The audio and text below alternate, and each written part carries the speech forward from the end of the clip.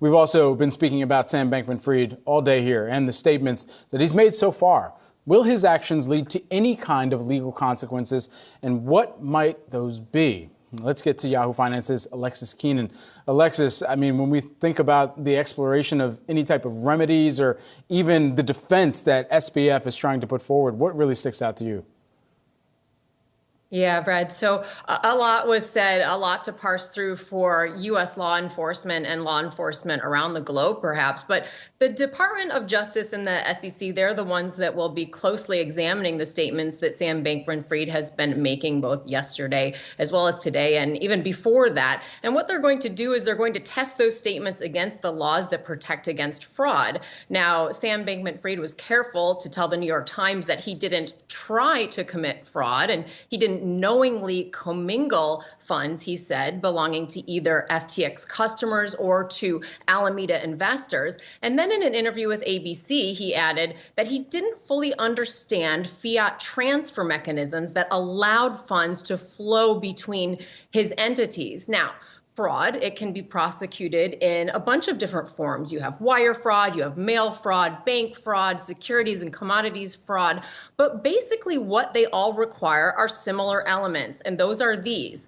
What has to happen is a false statement must be made to get a person's money, and it has to be done knowingly with the intent to defraud. So that's why Sam Bankman-Fried perhaps was so careful to continue saying that he didn't knowingly commit any of these acts where the funds were flowing freely between these companies. Now, but one place investigators will be looking to really test this are to those FTX customer agreements as well as the Alameda investor agreements. And what matters there is what FTX promised them about their deposits and about their investments. Now, we know that certain FTX agreements said that FTX didn't have any right at all to use customer funds, to borrow them, to use them as loans in any way.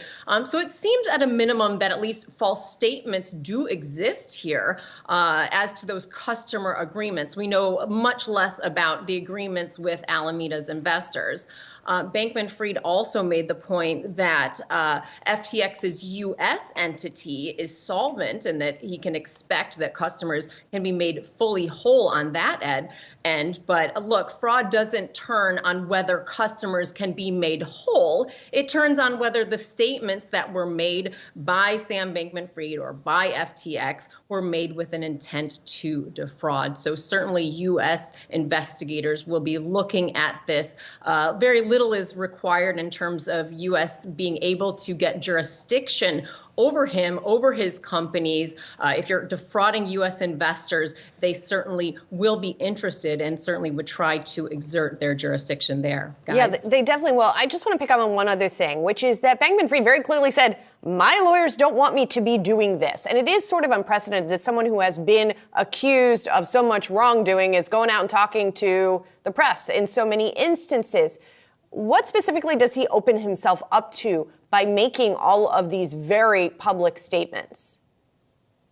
Yeah, Julie, all of his statements that he has been making, they're absolutely statements that can be used against him. And if they can be, they will be used against him. So certainly ignoring the advice of his lawyers, he made that very clear. He said he wanted to do right by customers in these interviews. He said that he's putting himself or deprioritizing his own needs to the needs of customers. At least that's what he said. I suspect the customers will not be very satisfied by what he has been saying. And again, we're going to talk to one of them in the next hour. Thanks so much, Alexis, for helping us parse through all the legal backpinnings of what's going on with this story. Appreciate it.